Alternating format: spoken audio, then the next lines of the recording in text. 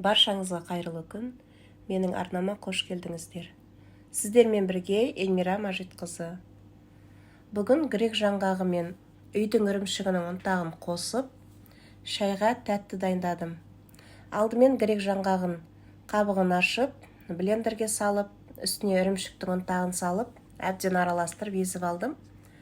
Одан кейін ыдысқа салып, және осындай балдан 2 қасығын ертіп алдым.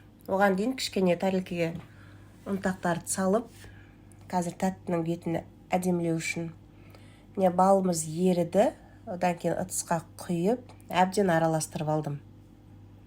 Барлығын біркелкі болғанға дейін араластырып, одан кейін силикон форманы алып, жаңағы тәрелкедегі ұнтақты бірінші түбіне сеуіп алдым.